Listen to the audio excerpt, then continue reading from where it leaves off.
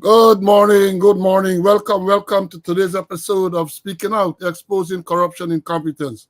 Sorry for that abrupt cut short of the introduction, but welcome to this episode. Today is Wednesday, the 6th day of November in the year 2024. So welcome to this midweek episode.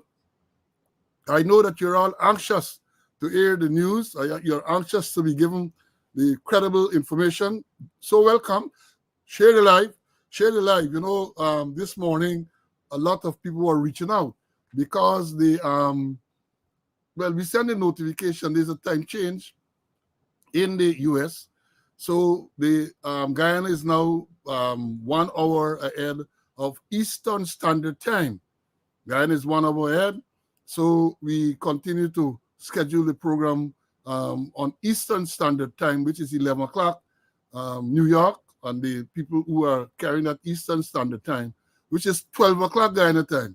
So it would appear that a lot of people did not get the notification, so they would have logged on at 11 o'clock Guyana time, which would have been 10 o'clock New York time, Eastern Standard Time, and they were inquiring whether we had a show today or not. But I just want to remind you, there's a time change, and for the next month or so, it's going to be an hour difference. So Guyana will start at 12 o'clock, 12 noon, and in New York and the other people on the Eastern Standard Time, they will start at 11 o'clock. So please make the note. I know there's been a lot of confusion this morning, but here we are, and we have a packed schoolyard. So yes, and again, I say to you, is that this notification was published since yesterday morning, and I made special mention of the time change.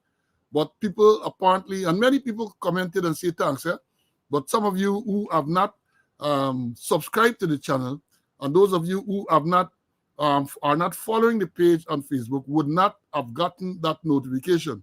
And I say to you again that even if you subscribe to the channel on YouTube, there is a little bell at the bottom when you subscribe. You have to hit that bell. That is a notification button. That is what allows you to get notification whenever anything is posted. And over the past few days, lots of stuff were posted on the channel. So please do that. Please. So in the meanwhile, share, because a lot of people don't know what time school calling this morning. A lot of people, a lot of messages, a lot of phone calls, and all of that. But we are happy for the interest that you have shown.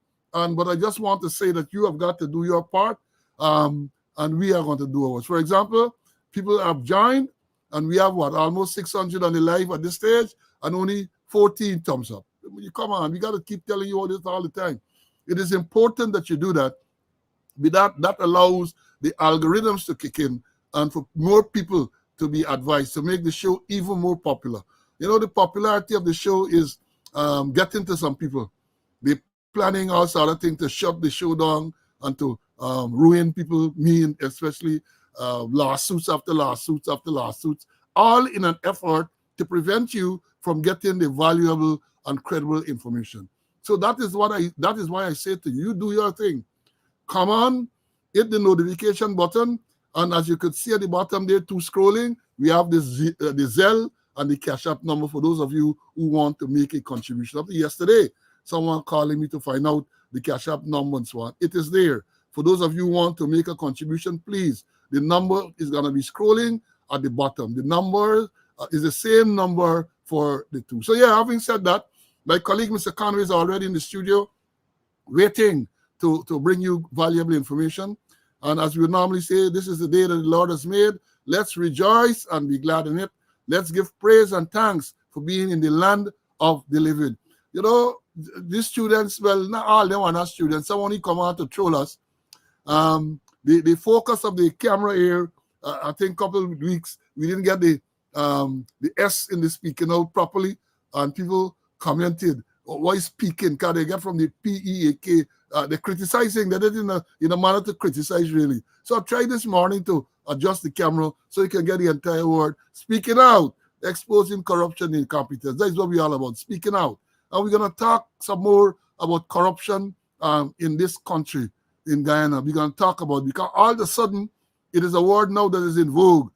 The vice president talking about corruption, the minister of governance talking about corruption, the attorney, all of them talking about corruption. We were talking about it almost 3 years now. And people were talking about it before then. No, bring the evidence. It didn't exist. You must bring the evidence. All of a sudden now, they know there is a word called corruption. Not only there's a word called corruption, they know that it is rampant in the country. They know that. And we're going to talk about that some more. So yeah, share. And what we're going to do, as we normally do, we're going to run the roll call. I try to do it as quickly as possible. I have a lot of students in the schoolyard. When we schedule just before 7 o'clock Eastern Standard Time this morning, and as to be expected. As is the norm now, people just poured into the schoolyard. And we are appreciative of that. We appreciate that. And that is why we're going to continue to come and to bring you the information. Let me say this before I go any further. They are trying to close the program now. They are trying all manner of things. Not once have they been able to come and to say that anything that we are saying is not true. Not once. Even when they send the trolls of course say, oh, Slow and Conway used to take bribe too. And them type of statements. No evidence, nothing at all. Right? Nothing. So they're doing that to try to distract, to try to discourage. They are not going to succeed. Let me understand this clearly. They are not going to succeed. I have said before, and I'm saying again, only the grave can stop me from speaking the truth. And for me to get there, the Almighty will decide on that time. Not them. Not them. You say man appoints, God disappoints. Having said that, let me go through the roll call, and then we're going to bring in Mr. Conway, we're going to do the announcements, and we're going to move into the meat of the thing. First man on this morning, when we scheduled, one all by himself. Sean came in at 6:55 all by himself. And then we had Barlad, another Sean, Derek, Maury, they came in at 6:56. And then after that, we have Magnell, Marcia, Earl, my squad mate, Carlton, Bonita, they came in at 6:57. And then the other students, Lynette from the UK was here, Brennan, Lucius from Maryland, Magnell, Vibert, Lawson is here, Patricia. Then we have Kenneth, Evelyn, and all of these are before 7, Courtney from New Jersey. Then we have Aubrey from Canada, Brian from Brooklyn, and Brian came in what time? At exactly 7 o'clock. And the others, Wayne from the UK at 7, Ulrich from Barbados, Barbara, Lennox, Hezzy, Diane, Vibert, White from the East Bank of Demerara is here, Desiree from Georgia, Rastaman, Carlisle, Gebo from Brooklyn. Then we had Vibert. This is the next Vibert. This is Vibert Smith. Then Rosalind Sagi is here from Region 6. Marcus Clive from the UK. Arel. Then we have Linda, John, Melissa, Tessa from Georgia, Patricia from New Jersey, Queenie from Brooklyn, Rayborn, Malcolm, Jacko from Georgia is in the house, Kurt, Cecile, Princess All from Lamar Springs, Hazel, Bray, Anthony, Sandra, then it was Fergus, Ivla from Texas, Puran from the Essequibo Coast, Raul from Brooklyn, and there's the next Raul, R-A-U-L, then we have R-A-W-L-E, Simple, he came in too, they came in at 7:18, then we have Aubrey, Mary, the Kanawaruk man is here, Wayne, Rennie, Nicola, Dexter, Richard, Emerson, Orette, Francis Keep from Melanie Namachan is in the house, Ainsworth K is here with us, Michael, Felicia, then it was Sandrine, followed by the secretary, Denise, Orette, Carl from Arizona, my squad mate, Rhonda from Denham still in the house, Winslow is here, Pamela from Westdam, Wesley, Tiffany, Matthew, Grantley, Carl, Walterine, George, Orin from the UK, Monica, Denise from Florida, Jakey from Maryland, Kevin, Conali, Clifton from Paris, Joan from New Amsterdam, Siobhan, Stefan, Rohan Jawar is here with us, Glennis, Danny, Clarence, Donna, Colin is here, Anthony Bradshaw from Peters Hall on the east bank of Demerara. Floyd John Aileen, our female umpire. Howard Charles BX, the angel, is here with us. Brenda Doreen, my squad mate from Canada.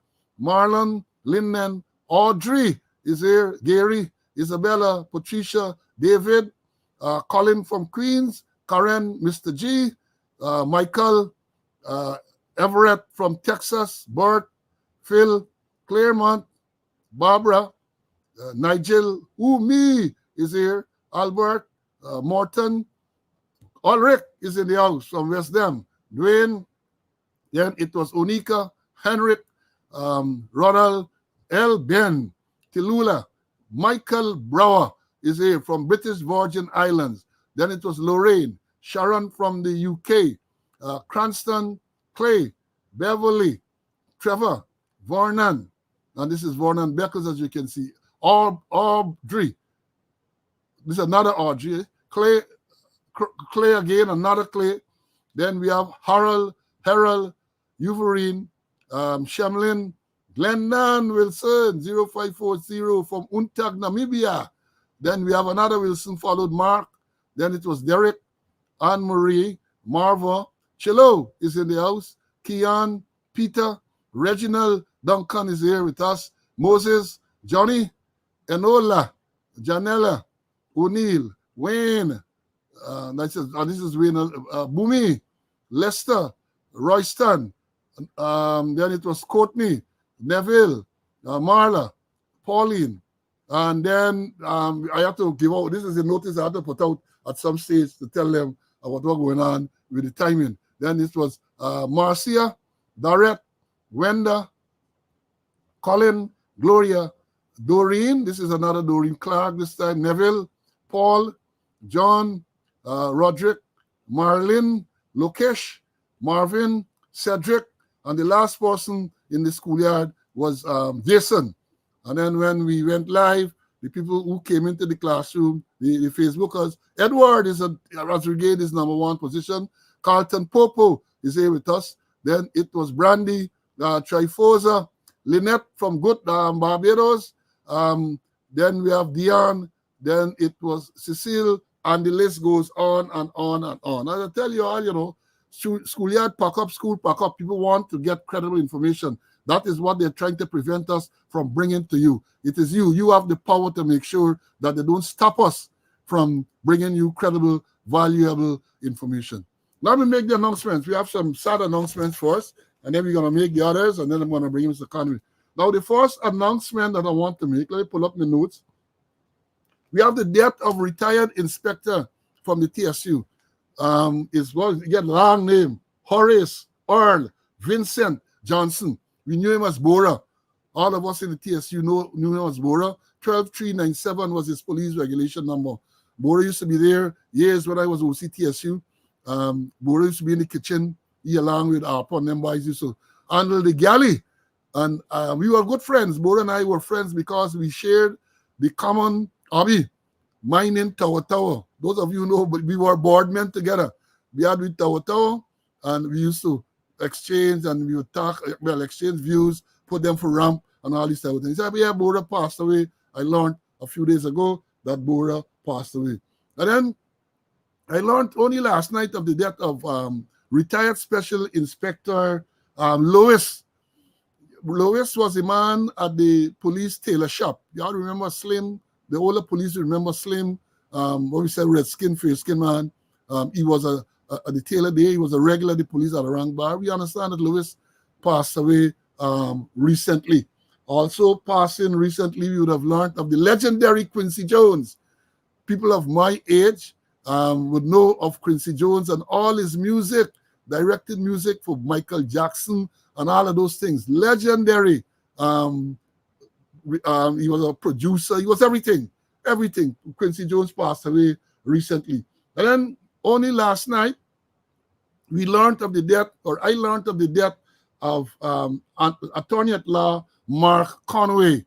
I didn't know him, but Mark Conway was a member of the current Police Service Commission, and he was also a member of the they say the National Procurement and Tender Administration Board. So Mark, we understand yesterday he was hale and hearty in the national park where he frequents, and he collapsed, and shortly after he passed. And I say to people, we don't know what's in store for us. So we have to make sure that we do all we can to protect ourselves, protect our loved ones. I is in the 40s, I don't know. And I understand it's CC's relative. So yeah, Mark passed away yesterday, and condolences to all of the relatives, friends of those deceased persons. And may God grant them peace, and may they rest in peace and rise in glory. Right, so those persons have passed. And let me move on to the announcement, another said announcement, birthday.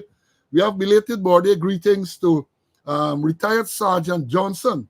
Simon Johnson, his number was 0472. Simon Johnson celebrated a birthday recently. Woman, Deputy Superintendent Jeanette Prince, she celebrated one too recently. And then we had Cedric Gravesandy. You know, when I was at A Division as commander there, we had two detectives, Gravesandy. The African Guyanese one, and this one we just call the Douglas one. And I had to make the differentiation by the ethnicity, really. So about two Gravesandy. So when I come and said Gravesandy, I had to ask which one of the Gravesandys. Well, Cedric celebrated a birthday recently. And also a dedicated student who I'm sure is on the live here now, Raul Semple. Raul, don't believe I would have forgotten you. Raul Semple celebrated a birthday recently too. He was with me some years ago. The TSU 11752 was his regulation number. So birthday wishes to all those who are celebrating today and all those who celebrated recently. Hope the good Lord will spare your life to see many, many, many more birthdays. Let me bring it. Well, before I go on, I want to express congratulations to the Guyana National Rifle Team, a team that I used to be a part of. They won the Caribbean Championship. I think it was on Saturday at the Timehue Ranges. They retained the title because during the previous championship, they were the champions, and they were able to retain that championship. So congratulations to them. I got some question out to give them, but not publicly. And we also have, well, we got cricket in here. And for the cricket lovers, I hope you all know Mr. Conway, people like Jakey and Jacko. Hope you all know that New Zealand whitewash England 3-test series not England, India, whitewash India in India. Let me repeat that for you. New Zealand went to India and beat India 3-0 in a test match in India. That got to be historic. That got to be historic. And they get the Super League going on now, 50 over. Guyana struggling. And then we had that match there with West Indies and England. West Indies made 328. And when one thought that would have been enough, Livingstone make his maiden 100 and they triumph. The other third and final T20 match is scheduled for today, I think within the hour in Barbados. Then they start the ODI. This was the ODI. Then they're going to start the T20 series shortly after. So cricket in the air, Mark, cricket in the air. Let me bring in Mr. Conway. CC, welcome. Hope you had a pleasant week because we last met here last Wednesday. Hope you had a pleasant week and yet you're raring to go to bring the credible, valuable information. How are you, my brother? Yeah, it was a pleasant week, but in between they had some sad news. As you mentioned, my cousin Mark Conway, Attorney Law, passed away. We spoke regularly up to last week, and I used to tease him that he's a boardsman because he was on several government boards. And also I attended the funeral of one of our late fan, Debbie Collins, and I pay tribute on behalf of all of us, our viewers, our listeners. And also I follow the cricket closely in India. I think they said spinners pitch, but the Indian batsman couldn't have really deal with the spinning wickets. But cricket is a game of glorious uncertainties. So we have a packed program, so let's get on with it. Yeah, let's get on. On the cricket, we used to say long ago that if you have a balanced team, you got good bowling, good batting. When I say bowling, both spin and pace bowling. you go and visit, it's difficult for them to set a wicket to trap you. And that is exactly what happened.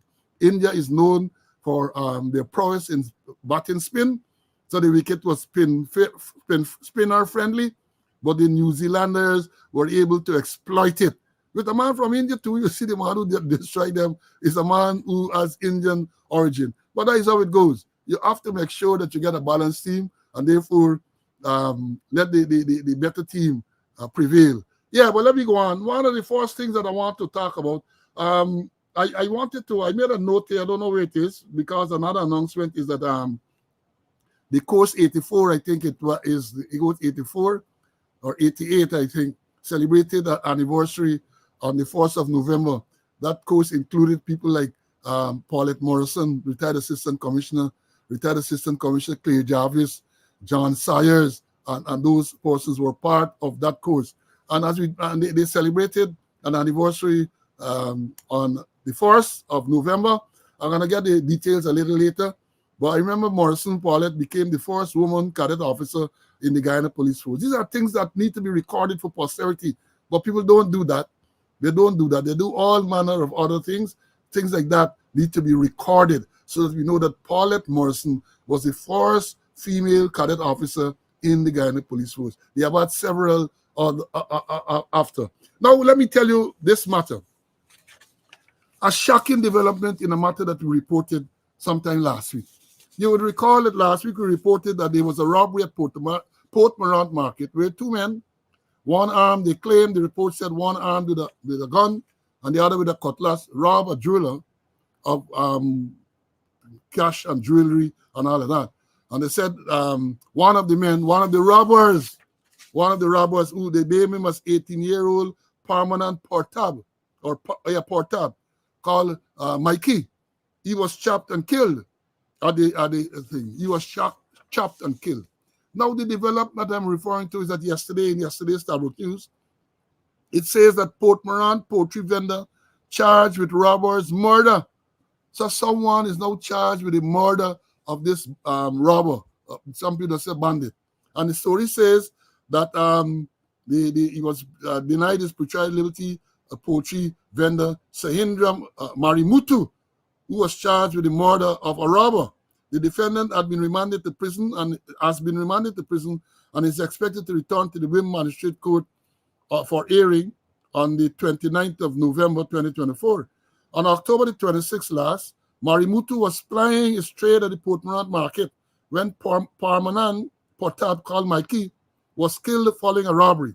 The defendant was not required to plead to the capital offense. However, defense counsel Lakshmi Rahamat advanced arguments challenging the nature of the charge instituted against our client. Initial investigations revealed that a 31-year-old businessman went to his jewelry store located within the Port Mourant Market at approximately 7:30 hours. 2 hours later, he was attacked by the bandits as he was attending to the customers. It is alleged that Portab was armed with a cutlass and his accomplice had a gun. During the attack, the businessman employee was injured. The gunman forced the jeweler to hand over force the jeweler to the ground before grabbing a blue drawstring bag in which gold jewelry were placed and discharged several rounds, resulting in injury to the bystander. It is alleged that Portab was confronted by several persons who managed to disarm him and retrieve the bag containing the jewelry. Subsequently, Portab sustained several wounds about his body. He was later transported to the Port Mourant Hospital where he was pronounced dead. The body was examined by the police and it was observed that he had one sharp wound to his right hand and one to his upper back. So, as I said, this is a turnaround because we were led to believe when the first story was published that these men robbed this jeweler and so on. And in the process, people retaliated and this man was chopped and he died. Now we hear that the poultry farmer, who perhaps they say was prying his trade, he is charged with murder. So I would love to see how this matter develops. Love to see, is it that they are saying it's vigilante justice? That the man causes murder, then say manslaughter, this man charged with murder. So in other words, they're saying it's premeditated killing to kill this man who they claim to be the robber, who was a bandit. They say that is what happened. Let me bring him Mr. Connery. CC, that is a stunning development in this case. Yeah, but the facts a bit dicey. Is it vigilante justice? And then again, a man has a right to defend himself and to defend his property. I don't know all the circumstances, but very, very strange, that from the little that I read there, that the robber was killed and the the victim charged with murder. Something doesn't seem right there. But I say I don't have all the facts there, therefore I cannot pronounce it. Was it vigilante justice? Or I really don't know, but it's very, very strange and it needs some more probing. Yeah, it needs a lot more explaining because based on what we just read, they said on the previous release that the man who was robbed, they named one man, they said this man at a jewelry store, he was robbed. But now they're saying a poultry farmer who was there killed this man. That's what they're alleging. So we don't know. But it caught my attention. It caught my attention because you were saying when the thing was reported, robber get killed, and generally in Guyana, we understand this. Once a man is killed during the commission of a crime, then there's no sympathy, really. So this report yesterday really caught my attention. Now we move on. About 2 weeks ago, it was reported, and we reported to you, that they said 2 policemen to be charged with Giftland parking lot abduction and robbery. So he was told that this man went to Giftland parking lot to park his car, and he claimed that 2 men who claimed to be police, claimed to be working at Soku. They abducted him, put him in the car, demanded money. He took them to his home, handed over $9.5 million to them, and they left. He said then the next day, he claimed that the same 2 men turned up, this time in a police vehicle, police vehicle, demanded more money. And he said he had little change, which he gave to them. And it's after that, when he was convinced that they were policemen, then he went and he made a report. So the police issued a release, and this is on the 29th of October. And the story says that the Director of Public Prosecutions has advised, listen to what the report is saying on the 29th of October. The Director of Public Prosecution has advised that criminal charges be laid against 2 serving members of the police force over the abduction and robbery of a supervisor of a gold mining company from the parking lot of the Giftland Mall just over 2 weeks ago. This is on the 29th. They're reporting this thing up over 2 weeks ago. One of the policemen to be charged is believed to be the driver of a senior police officer. The entire incident was caught on camera, and then they go on to recount. So on the 29th, Starbridge is saying that the incident occurred 2 weeks before, and here we are 1 week after, and nothing. So the question is asked, what has happened to that matter? What has happened to this matter where the 2 policemen, they say, the Director of Public Prosecution advised? Is it that they were already charged and it wasn't made public? What is going on with this, Mr. Conway? These are the people who talk about transparency. What is happening with this matter? Well, they talk about transparency, they talk about accountability, and all those kind of things. Here it is. DPP recommended or advised charges, and nothing is being done. Not a word. What happened to the 2 men? When will be they charged? If the DPP, they're working on the advice of the DPP says charge. What are they waiting for? What are they waiting for? If they're waiting for another issue like Brutus, where they're going to wait a long time and then they're going to rush somebody to think. But if it's clear cut and the DPP says charge, put the people before the court. Let justice be done. Justice mustn't appear to be, but mustn't be done, but must appear to be done. Swift. I believe in swift, certain, and appropriate justice. Swift, certain, and appropriate justice. But these things again, it casts the force in a bad light, because here you're saying that you release DPP advice to be charged, and you're not saying anything more. The corporate communication unit is silent in this matter. One would have thought from the time the DPP said charge, these men would have been charged, and it will be made known that they appeared in court what is the position, so that people can have some confidence that once the DPP advises charge or recommends charge against anyone, including serving members of the force, that they're going to be dealt with. So we really want to know what is happening. You see, we got to keep these matters in the forefront. We got to keep it there, because with all that is going on in the police force, one would have thought you caught somebody committing, they claim from the evidence, the men committed this crime. You have enough evidence for them to be charged. Charge them and put them before the court.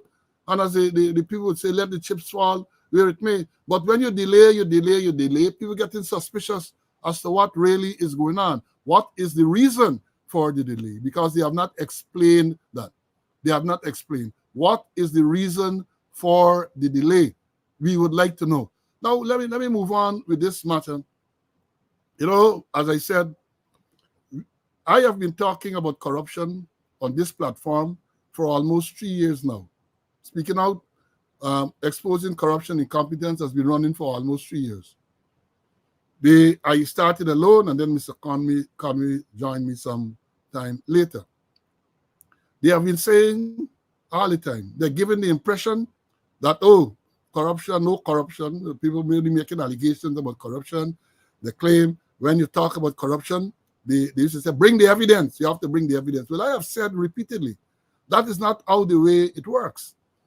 If an allegation is made, a credible allegation is made, you have got to investigate to find the evidence. You can't ask the person who's making the allegation to bring the evidence. In some cases, they might be able to do so. But one would expect that you, the authorities, will do the investigation and uncover the evidence. And if there's no evidence, well, then there's no evidence. But all of a sudden, over the past months, they now everybody talking about corruption. Oh, corruption. I saw something recently from the private sector where they're talking about law for corruption. Look, let me tell you this. Anybody who live in Guyana know that corruption is rampant. It didn't take the Brutus matter to highlight it. Maybe it is highlighted at a certain level in the force, but people know corruption wants to do business. People want something. People complain about the traffic ranks on the road, left something. We complain about the corruption in the procurement of a driver's license, where people didn't even write in the examination. The evidence was there, and they weren't given paying it attention. Now, all of a sudden, you hear the talking about corruption, all of a sudden. And this corruption, we're talking about massive corruption. No, cents and 5 cents and a one grain here and a one grain. We're talking about hundreds of millions of dollars.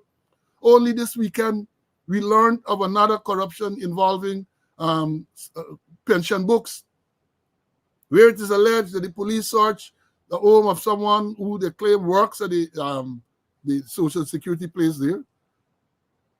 And they found over $150 million in her home with pension books and stamps and all of this type of thing. And I listened to a recording on social media, and I am disappointed with the conversation that was there. $150 million. The lady said for us, the girl said she get $30-something million home, and they try to justify she get some mortgage and she get business. But I'm going to talk about that a little later, about the whole process, because it has to do with money laundering and all of that. And as I've said in the notification in the program yesterday, I'm going to address money laundering. Today, one of the main subjects are just to explain to you what is money laundering. $150 million. And then you hear the police take a $2 million, and then the police go back for $3 million and all of that. Are you not hearing anything about whether those policemen are under close arrest or what they're going to investigate? If you want to deal with corruption, you have to deal with it holistically, including the allegation in the Sugate matter. All of these things have to be dealt with. But they don't want to do that. They don't want to do that. They are trying to create the impression that all is well. So now, for some reason, they are forced to admit they come. I remember a couple of weeks ago, I had a good laugh. They had a procurement seminar or something for the police force, and they got sergeants and inspector. I made the point before, procurement in the police force is centralized. Even divisional commanders are not involved in that process. They centralize at headquarters. So if there's a fault, it's headquarters.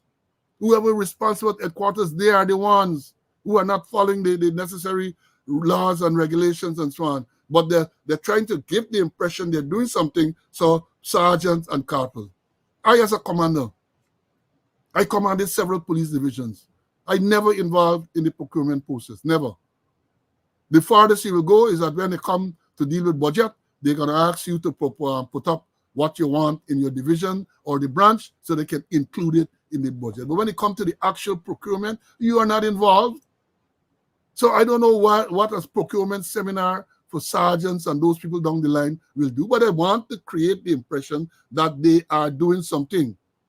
That is what they want to do. So the corruption is rampant, rampant, rampant. Let me bring in Mr. Conway and then I'm going to move again. See, this $150 million, I'm sure you'd have already recorded.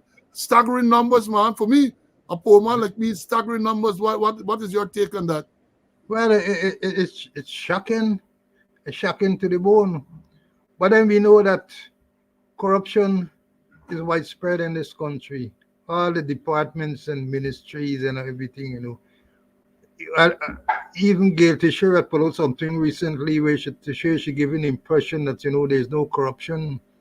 Even the police, she painting the picture like the police, them are paragons of virtue. But in reality, corruption is there.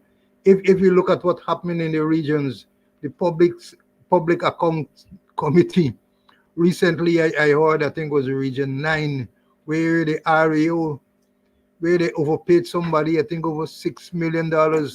And imagine the RAO give him 100 years. I repeat, 100 years to pay back $6 million. Jack Deal say, bring it on.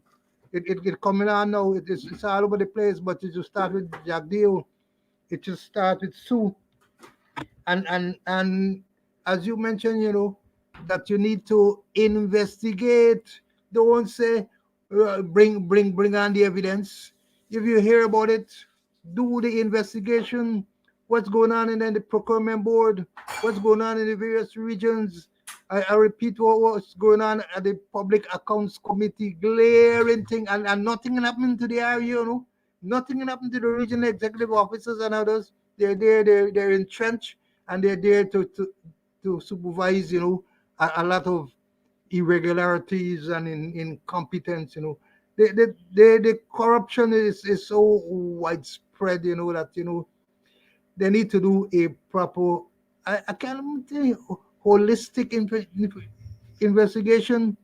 Coming back to the Public Accounts Committee, all those things that they've been disclosed, and nothing, you don't hear anything, you don't hear anybody get charged, you don't hear no RUA, got to pay back some money and all kind of thing. Nothing is properly is being done, and the fear isn't there. Fear is the key. If people are afraid, if I do nonsense, if I go in irregularities, I go end up in court, they'll think twice. But now they know they can do it, and they know they can get away, and they know that they can give a man 100 years to pay back $6 million that he was overpaid. Staggering. Yeah, I remember the issue too with the man who had some 213 million US to be audited and something like that.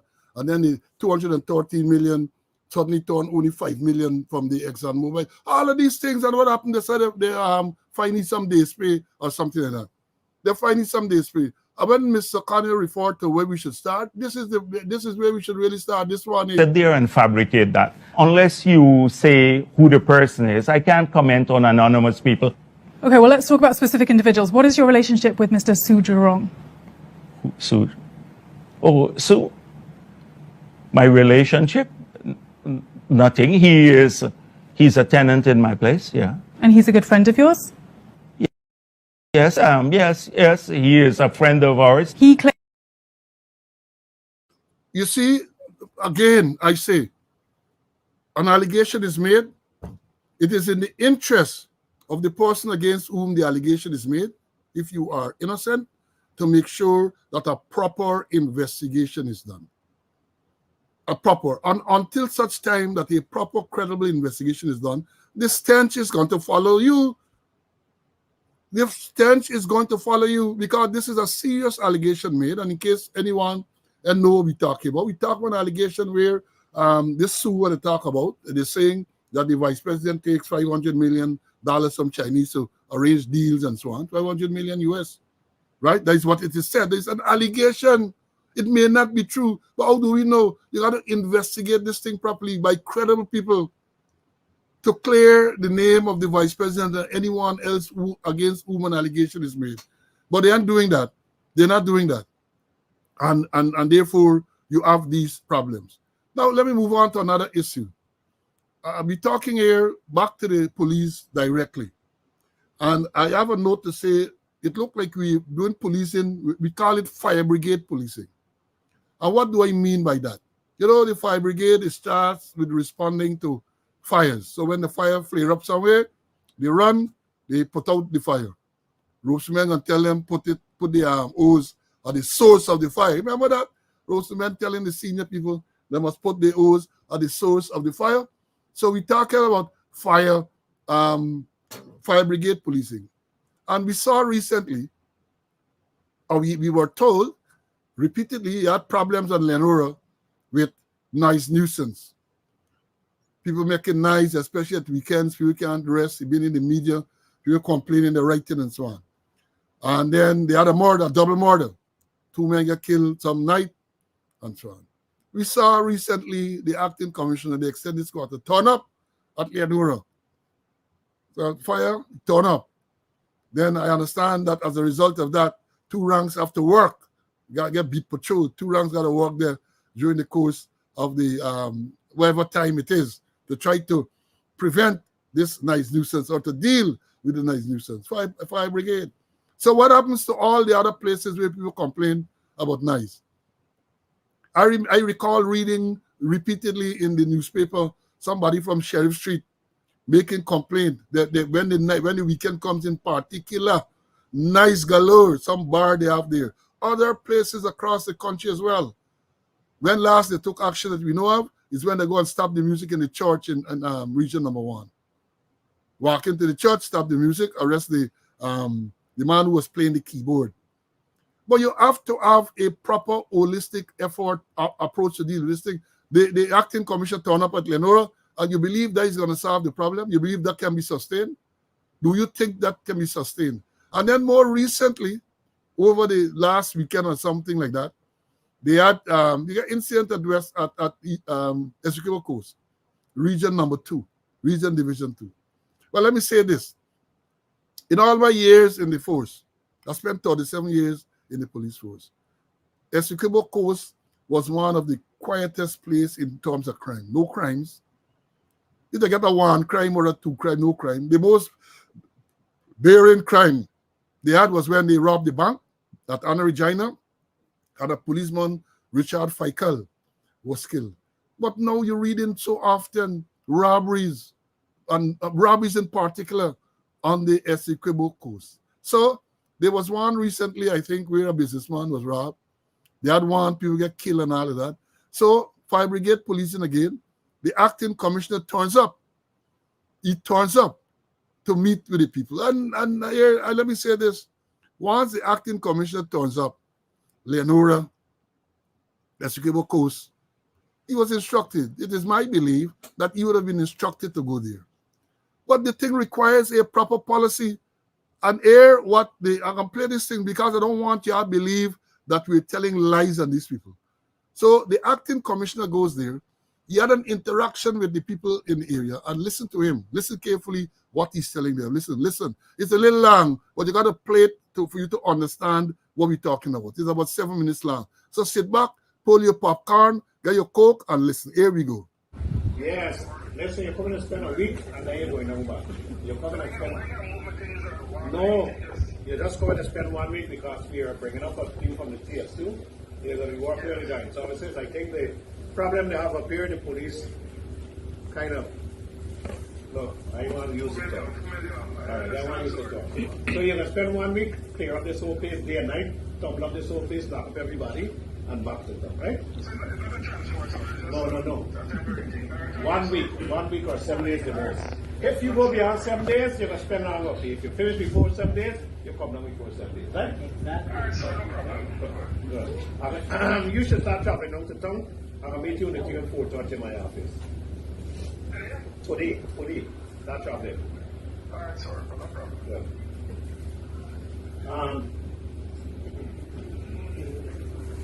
Who's the man? Who's the person of him? Kanaya? You pay Kanaya for some. Right. You pay for some. That's what. You and Alex come around here now. You and Alex are the business officer, okay? Yes, sir. So how are these things happening in your executive officer? So 2 weeks, 3 weeks now, I'm trying just to put in the night and patrol. The other one patrol and take patrol or whatever. All right. You were here from us. You too. You were here from us. Yeah, your turn. Well, I don't need to play anything more because but you know, this is so disturbing. What you saw there is the acting commissioner went to this place. Apparently there were crimes. He's speaking to some rank who has to go there and shake up the place, lock up everybody. That is what is being ordered by the commissioner. Shake up the place, lock up everybody, right? The sergeant who is there, transfer. The subdivisional officer, you there 3 weeks, he trying to bring the thing and so on. Well, you're gonna hear from us too. You're gonna.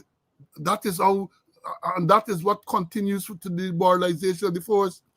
What is the problem? Have you inquired to find out what really is the problem? You're bringing a man from somewhere because you got to show the man, and the man is not being transferred. The man going there to lock up everybody, shake up the place because I can't say.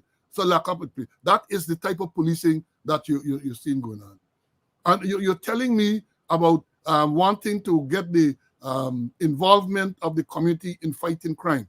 So this sergeant or whoever it is brought from wherever he is to go there for 1 week to shake up the place. That reminds me some years ago when they took the SWAT team to the same Essequibo coast, and then they end up killing or in Boston in his bed, naked alongside his wife. These people are incapable of managing the force and dealing with crime. That is the response that become a firefighting, fire brigade, police. So something happened, the commissioner goes up there like a big badass, pick on the phone, talking to some rank. You come up here, the man, you have to assure the man that it's not a transfer. You just come in to shake up the place 1 week, lock up everybody. Because the police up there is implying can do the thing. That is what you have. And that is what is being encouraged. And that is what is going to be promoted. That is what is going to. But it is sad. It is sad because you cannot deal with crime in that manner. You cannot fight crime in that manner. Whatever it is, whether it was a murder, whether it's a robbery, whatever, you have to have a proper plan. And the fact that the commissioner acting has to travel to Essequibo Coast to deal with matters like that. What happened to the divisional commander? They got a divisional commander named Stanley. He's there because the one who was in charge there, the same one who attempted to perform the course of justice in the Darnell case, he got into an accident. And up to now, we don't know if he has recovered, but it would appear that he has not resumed. So I guess Stanley is there. And the acting commissioner got to travel from Georgetown to go there to behave like the big bad ass and to bring up somebody, to lock up everybody, shake up the place, and that type of thing. Transfer. The sergeant, you the sergeant there, pack up, transfer. The officer, you're going to hear from us shortly. That is what is going on in the Ghana police force. And you want to wonder why people are so demoralized. You're wondering why nothing proper is being done. And who you think get them there? This is a man who has passed his retirement age long ago. And the president has indicated that through the Minister Teixeira that they like what he's doing, and therefore they're going to extend him. Well, he was already extended beyond retirement age, and therefore they want to confirm him in the office of commissioner because he's doing, according to Gail Teixeira, an excellent job. Crime decrease, public confidence increase since he has been there. That is what they're saying. Let me bring in Mr. Conway, and then we're going to come back. CC, you would have seen this fire brigade policing. What are your comments? Well, I like the term that you're using, fire brigade policing.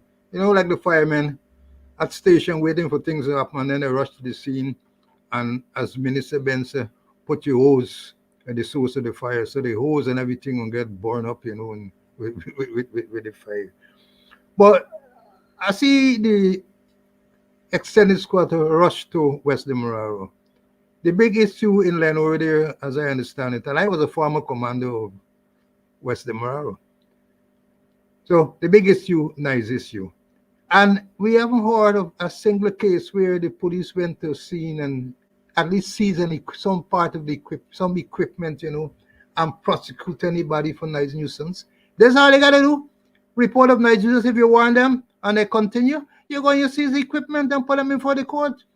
But here is we saw video footage of an officer in front of a business place there, posting ranks and briefing them to deal with noise nuisance. And then here's it, the extended squatter gone to Essequibo and giving instructions. I understand was a sergeant he was talking to, telling him to, hey, come up here, clear up the place by day and night, and lock up everybody. Imagine those are kind of instructions you getting from your head, from your commissioner, to go and lock up everybody, clear up the place by day and night, and you get 1 week for it. What's really going on? What they're doing, they're clutching at the fruits when they should deal with the root cause of the problems. They're picking the fruits, if you pick the fruits, other fruits will come up. The tree will bear anymore. But if you chop the main root, if you chop the root, the tree will die. And they gotta look at the root causes of what's going on there. Not the rushing like a fireman and then rush out back. The whole thing is no proper leadership, no strategic approach towards things. And I see you run towards them. You gone to Essequibo. I'm wondering if this is his farewell visits he's making. I wonder if his farewell visits he's making. And the thing is with commissioners, commission to me rush like that. According to the police standing orders, commissioner should always call notified inspection at each station at least once a year, where you go there and you hold notified instruction. You look at crime, you look at traffic, you look at community relations, you look at the welfare of men, and all kind of things. It's all laid down in the police standing order that you do notified inspection. The last notified inspection done by a commissioner I could recall is Henry Green. Silal Prasad didn't do any. Brummel didn't do any. Leslie James didn't do any. Well, he wasn't really commissioned. He didn't do any.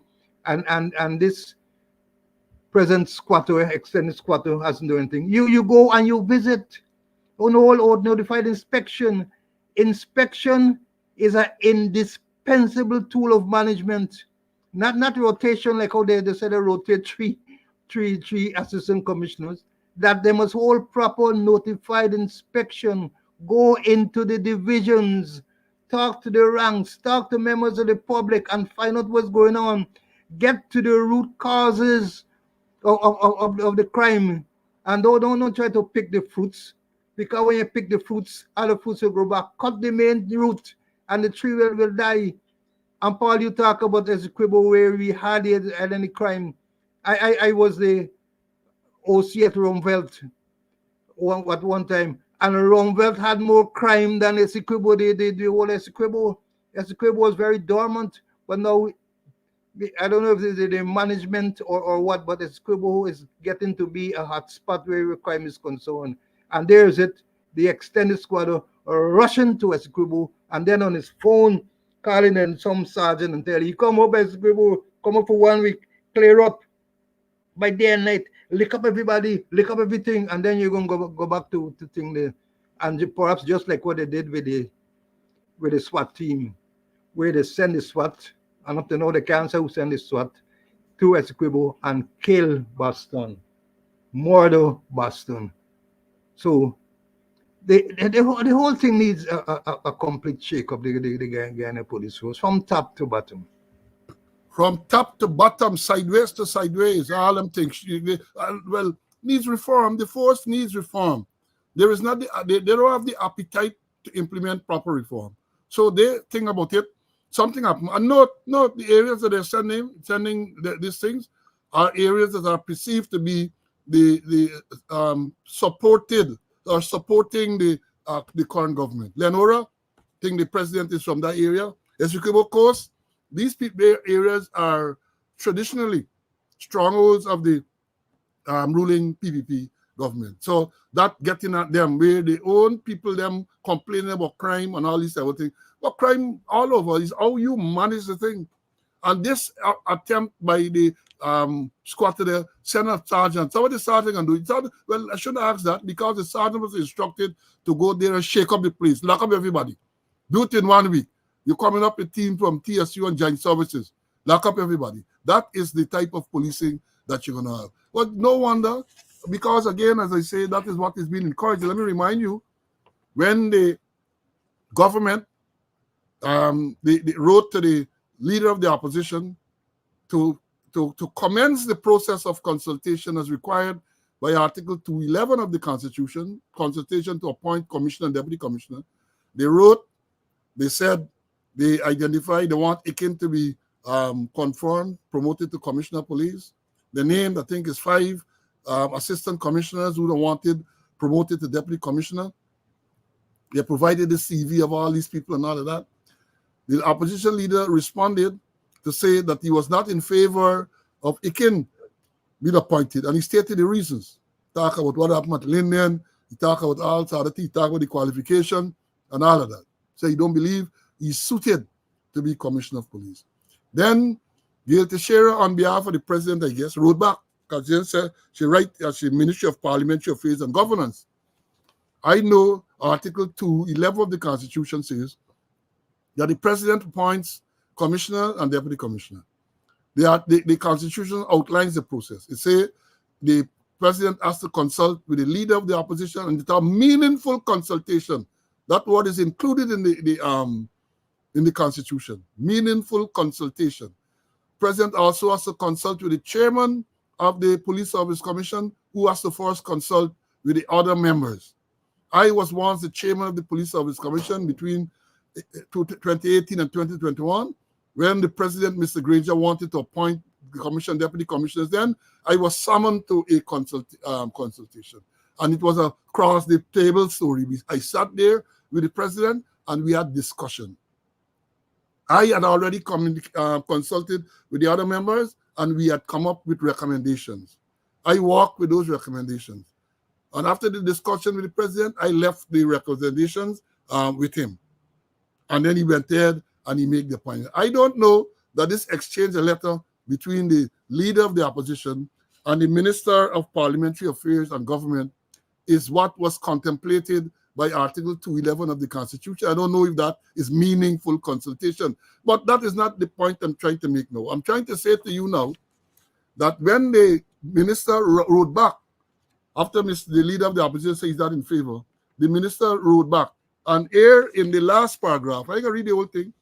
In the last paragraph, he said, I am to inform you that in the circumstances, having considered your contentions and upon weighing same against the accomplishments of the Guyana Police Force under the superintendence of Mr. Ikin, including the significant decrease in serious crimes, improved public confidence in the force, the overall enhanced performance of the force, and in particular, the performance of Mr. Ikin, His Excellency has concluded that it is in the public interest and in the interest of national security that Mr. Ikin be appointed Commissioner of Police. That is 1 month now. That was sent on the 2nd of October, 2024.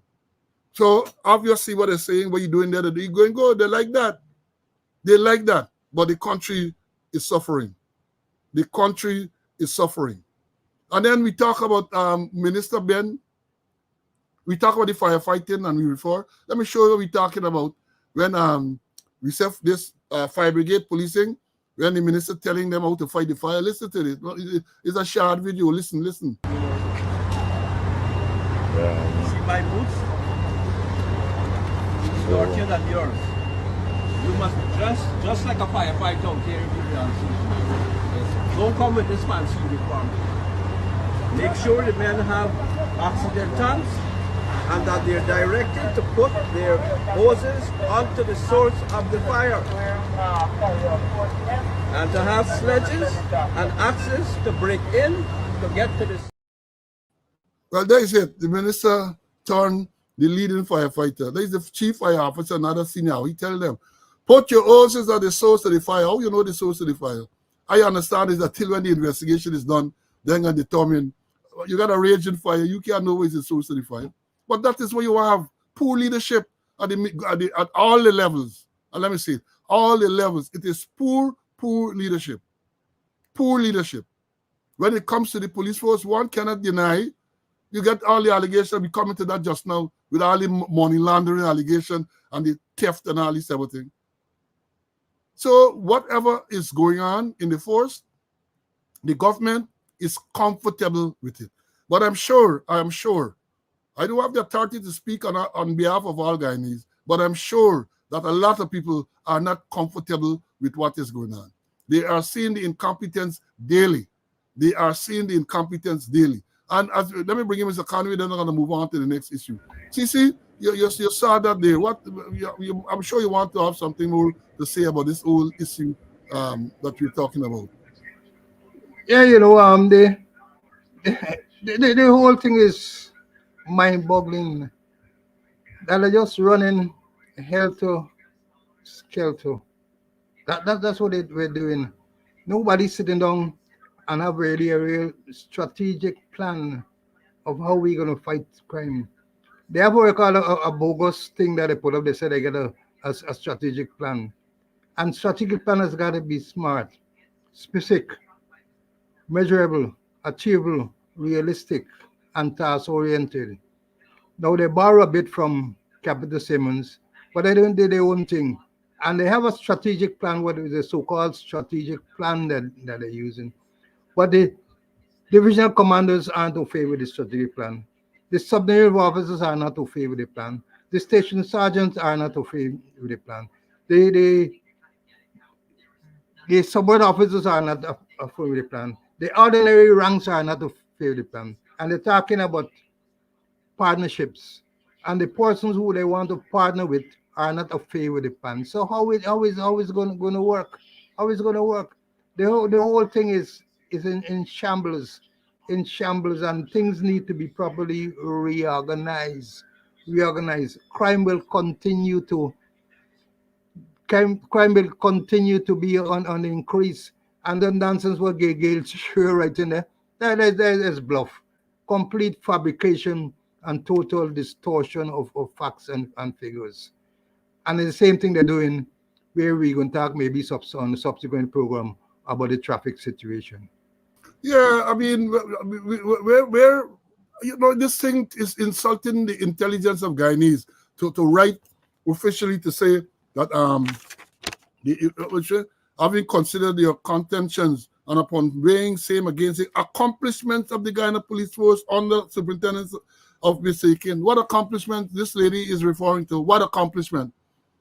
You had a situation recently we must remind you of, where the largest land drug bust in the country, 4,400 kilograms of cocaine found in Region 1, buried in pits, and the police were kept out completely, including the Commissioner of Police. The people who were involved in that operation were the people from the Drug Enforcement Agency or Authority of the U.S., the Customs and Anti-Narcotics Unit of Guyana, and the Guyana Defense Force Special Forces. They were involved. Not a single police, even the police from the region, even the commissioner. It got so bad that when the thing was uncovered, and Minister Ben, this same Minister Ben flew in there. He flew into Region 1, Matthews Ridge, at the end of the operation where they were bringing out the drugs. He wanted to show. He flew media operatives in from the coast into the location where this drug was going to be destroyed. Not a single police, even after the fact, that did not take any police in. And you want to tell me about confidence in the police force? You may have confidence, but certainly the people who mounted that operation did not have confidence to involve the police, the gun. That is a bigger slap that you can get in the police force that I know of. They didn't even get the confidence to say, well, let me inform the commissioner and nobody with the others. Not a single soul. Commissioner admitted it. The acting commissioner there admitted that afterwards James Singh talked to you or something like that. He said, not a single thing about it. No information passed to them. Why do you believe that is so? Why? I'm trying to see if I could find the thing here. Why do you believe that not a single person was involved from the police? Not a single police rank. No confidence. No confidence they did not have in the police force to involve. Again, I say that if you don't involve the ranks below because you believe that the ranks below are going to compromise the information, you kept out the man in charge of the force as well. You kept out the man in charge of the force. That is significant. That is significant, and there's the same person to share the same that they have all this confidence in. And then one man wrote to say, I had it somewhere, let me pull it up, man. One man wrote to say that what? In my humble opinion, it can sell the guy in the way it ought to be sold. In fact, we have read that most of the Caribbean is trying to adopt the principles, policies, and methodologies used in the Ghana police force in an effort to reduce the crime rates. It's where they come from. Where they come from to be saying those things. They believe we're stupid. We might be big, but we're not stupid. We are big, but we are not stupid. Let me move on to another topic. Same police, stay on the police beat. I saw a most disturbing video. Well, several. I'm going to play one of them. Tell long. This is a traffic ranks apparently trying to arrest a man. And let me show it. And then I'm going to, on the other side, we're going to make some comments. Here we go. Here it is.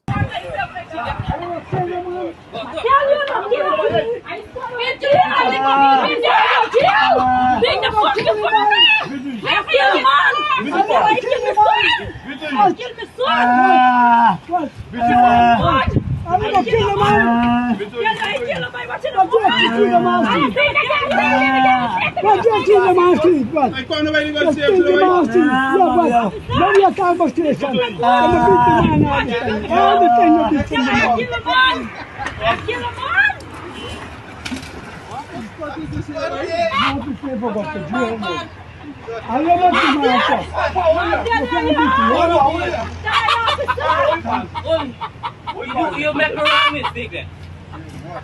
Run! Run! You scored by run!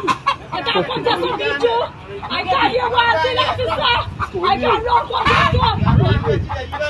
run! Well, I don't know what the man did. I don't know what he did. But you know, when you look at these tapes, to me, it's a clear indication of lack of training on behalf of the police. And I'm not saying this to denigrate or to run down the junior ranks. They are at a distinct disadvantage. In that, one, it is my view that they're not adequately trained to de-escalate situations. One. And two, they're not properly equipped. So you have policemen going out on duty. If they're armed with a rifle or some other firearm. I don't see policemen going out on duty with baton. Many times they don't have handcuff. They don't have any less than lethal weapons. In this modern age, things like pepper spray, things like taser, Ghana police force, the members are not equipped with. So when you send out a man on duty, you're armed with a gun. If he's confronted with a situation, it's firearm you got to resort to. And if we're talking about a modern force, part of the reform, you have to have the people trained to de-escalate situations. As I've said, I don't know what led to that part that we saw there, but it is evident to me of there's some lack of training. Lack of training. And it is sad. I empathize and sympathize with the ranks because they're going out there, they don't have the training, and they're not properly equipped to deal with this situation. And training is key. Training in de-escalation, training in how to apprehend people, key. In addition to that, you have to give them necessary tools to do their job and make sure that they are trained properly to use those tools. We saw, or we read some time ago, they're talking about body camera. What has happened to that? What has happened to that? They're talking about other things too. I am saying, I have said it before, I spent many years, the first 19 years in the force, I spent at the Tactical Services Unit, where I rose from constable to be the superintendent in charge of that department. And I'm saying that those units, including the general duty ranks, the ranks who are force responders. They got to be better trained to deal with situations such as the one we saw, and they have to be better equipped. Policemen don't go with button now. We don't see them with button. Long ago, your issue with your trousers, the trousers even had a special pocket, what we call a button pocket, where the button goes in. You were taught how to hold the button, how to use the button, where to strike and when to strike the person, all that. They ain't going to know when they go out armed, is a firearm. In a firearm. Handcuffs, now and again, you see them with handcuffs. Every single policeman going out on duty should go out with a radio and a handcuff. Every single policeman, at a minimum. Handcuff, radio. Other stuff as well. They talk about body camera, body camera. You talk about taser, you talk about pepper spray. These things should be automatically issued. They're trained and they issue, they go out. You're dealing with people who have shown scant respect for law and order. And therefore, you have to train your policemen, you have to equip them so they can deal with the situation in a professional manner. They can deal, not only tumble up in mud and all sort of things with people. And I saw one by, I get to upload that.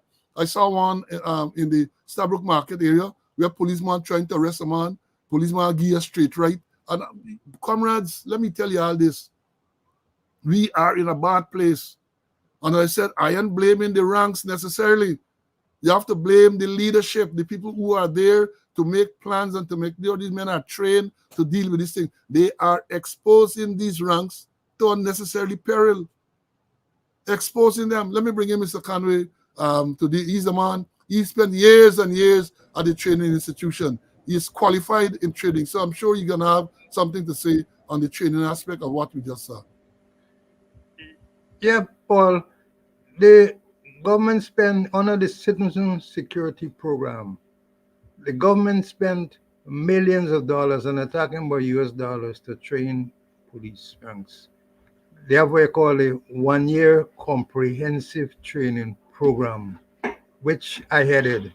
It's done by the Emergence Group of the United States of America. Instead of we sending people to the United States of America, we brought America here, and we conceptualized, designed, developed, implemented 29 training programs. We look at from senior officers right down to the constables, programs that were relevant and are still relevant. The idea was that at the end of that 1 year, we have to always sustain those training programs. The watchword, and a word that isn't in the police vocabulary anymore, is sustainability.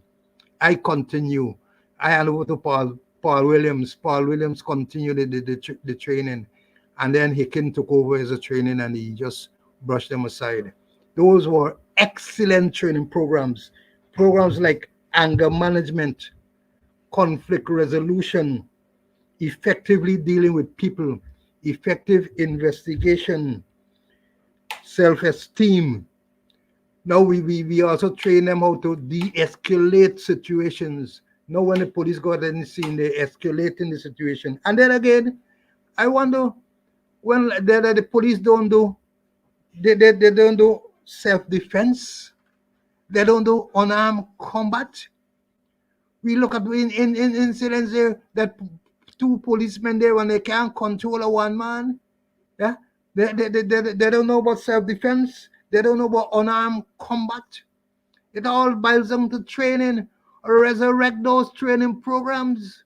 Resurrect them.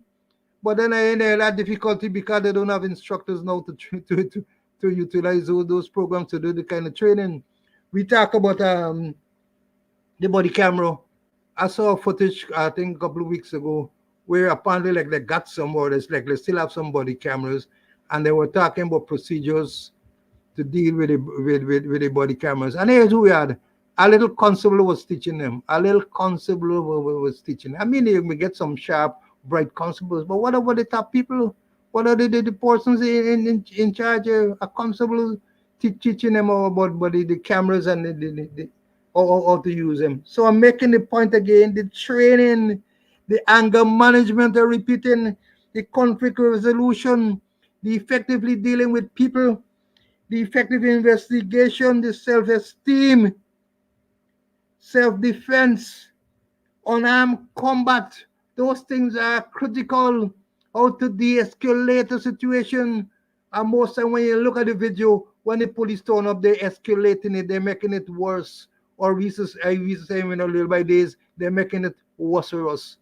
So it boils down to training, and I repeating myself again over again. Go back to those training programs that we had under the Citizen Security Program. I left hard copy there. I left soft copy there. I know what else eating out the modules that you had there. You have trainers modules, you have training modules. Go back there and get those programs and resurrect them. But then again, you have to find instructors to really teach them. Yeah, resurrect the programs. Now let me answer to one of the students here. Like sometimes got to be a little interactive. I'm going to post it up. Beth is saying, long ago, people did not have guns. That is so true, Beth.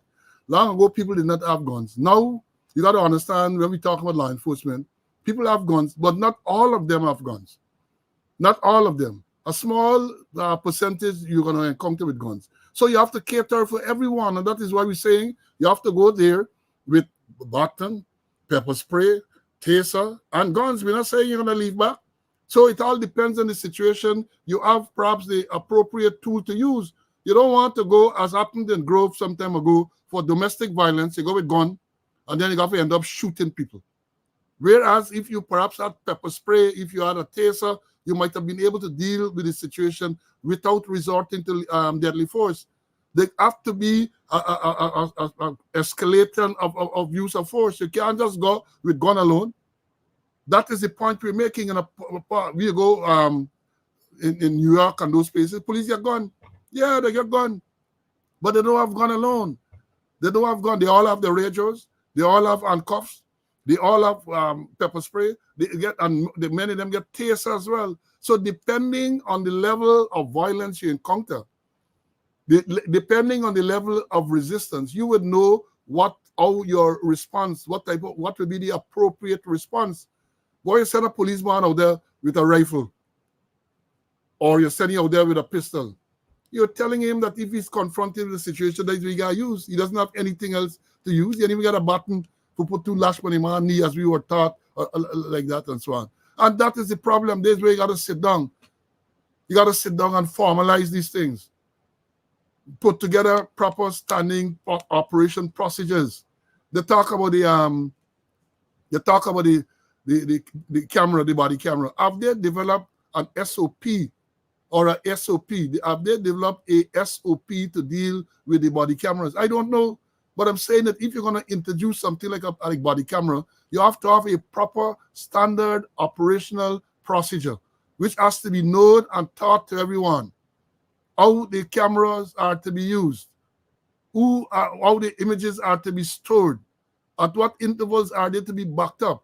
All of these things have to be documented. You can't just go and say, hey, I get body camera, we're training them to use body camera. I don't have any proper SOP. Everybody can do their own thing. People are going to do their own thing. So you got to understand, and we're giving you this free, and when you get the information, we pass it, the targeting we. God, I believe we're showing them up. They believe we are embarrassing them. And they also even shut down the program. They're asking to arm me. I know. I told you all already to sit down at a place on the East Coast. They're planning they're going to make me the next Crummy Ring. That's what they're doing. That is what they're doing. And that means, in case you don't know, Crummy Ring is the man who was assassinated at Diamond some years ago. They're trying to intimidate you because they don't want to hear the truth. It is the truth. And I've said before, almost 3 years running now, they have not once indicated that anything that Slow and Conway said is lie, is a fabrication. The evidence is there. The evidence is there.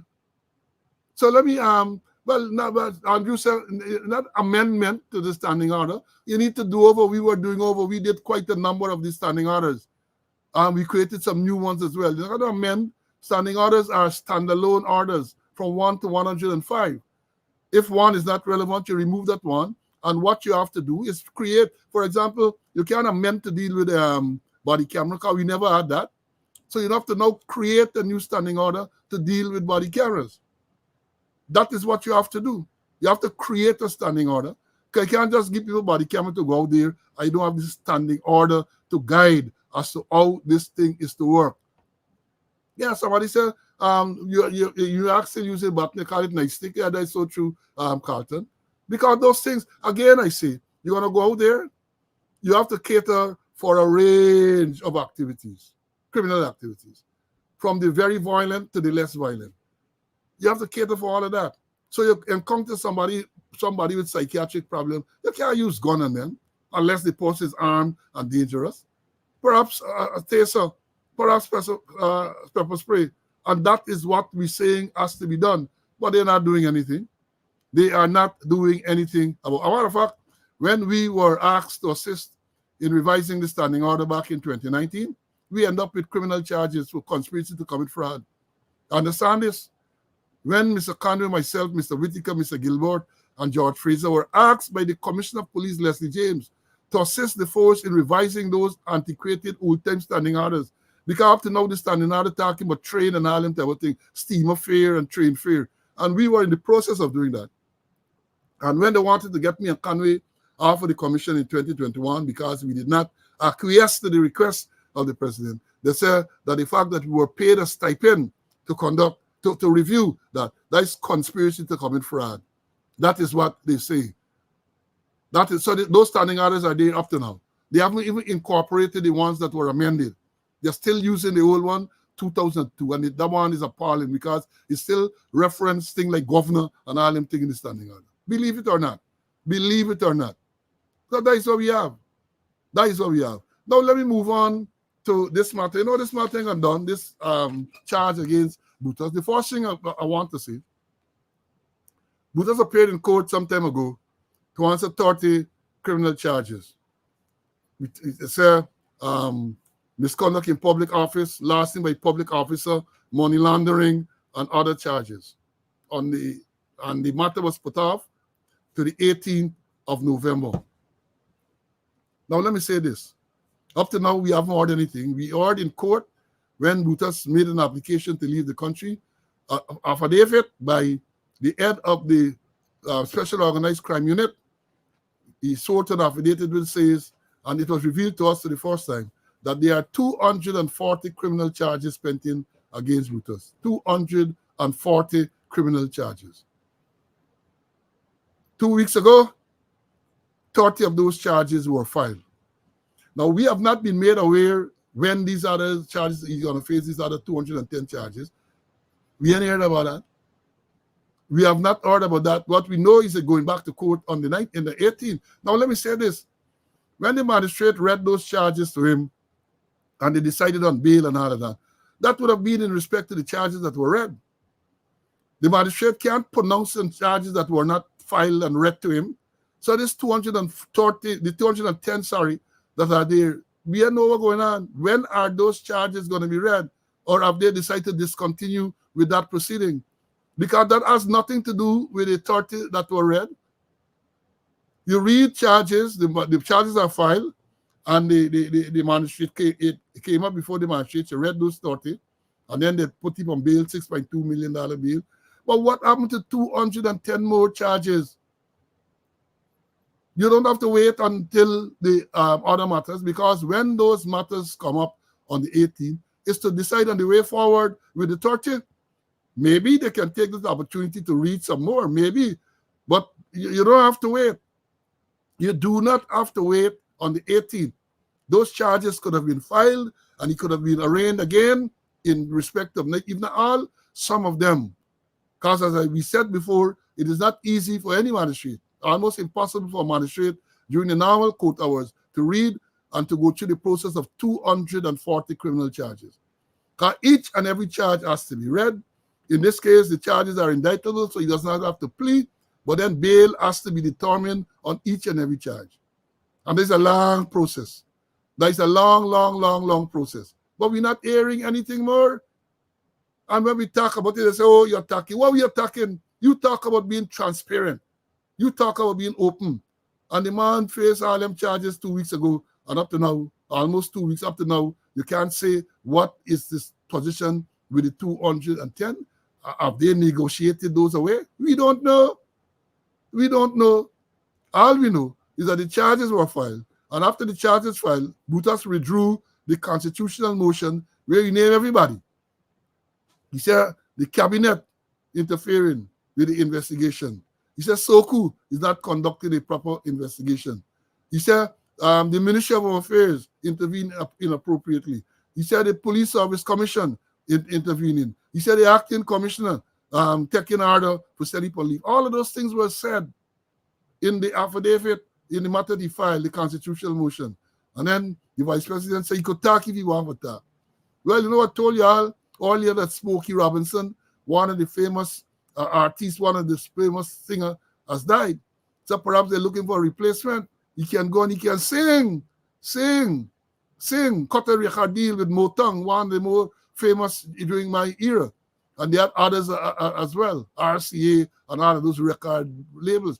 Go and sing. Sing, let me hear what you want to sing.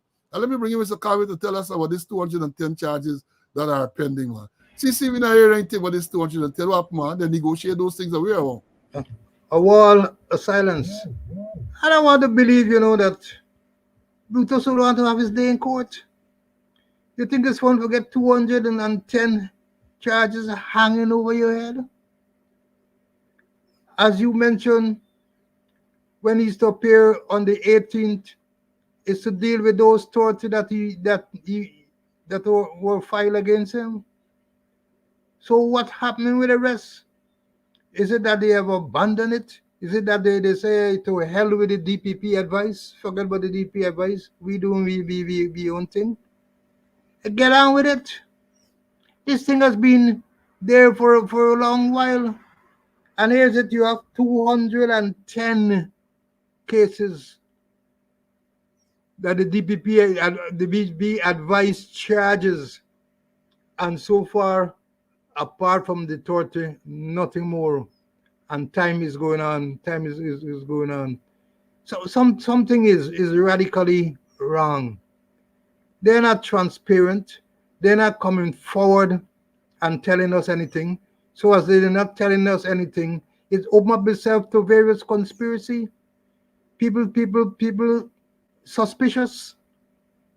Get on with it.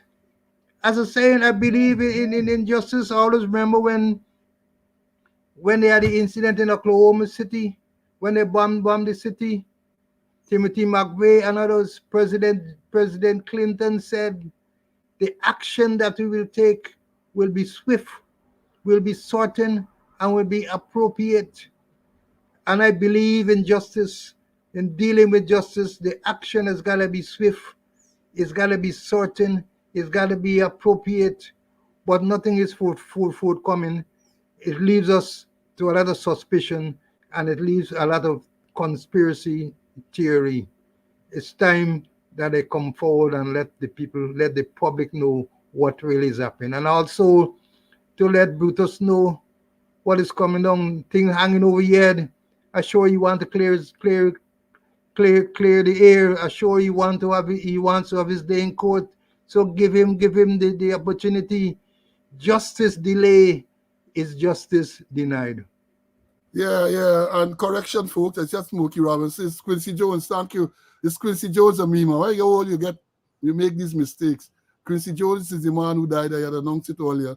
So you could do like Quincy, what Quincy used to do and sing. Now let me come to this some more on the same matter. One of the charges I've said against Brutus. And again, let me start off by saying that he is charged with 30 criminal charges.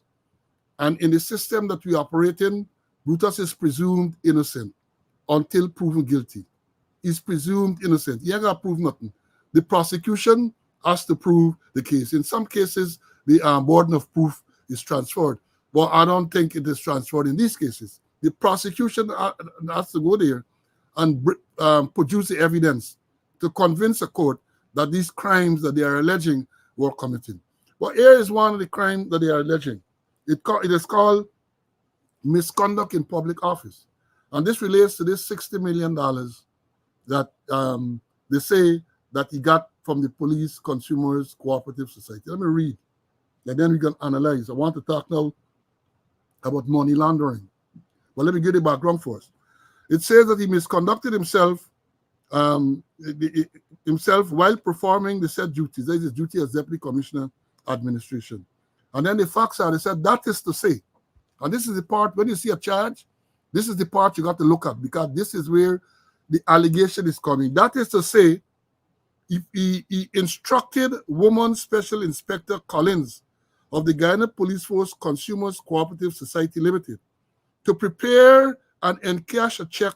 They got the number of the check here, in our name, in the sum of 60 million Guyana dollars, 60 million, from the police consumers current account number, they have the number here, held at the Republic Bank Limited for the purpose of repairs and maintenance of the said police consumers building, and caused the said $60 million to be handed over to him by the said Woman Inspector Collins, knowing the said $60 million Guyana currency was not being used for the purpose of the said repairs and maintenance of the police consumers building without any reasonable cause or justification. So hear what they're saying before I tell you the other part.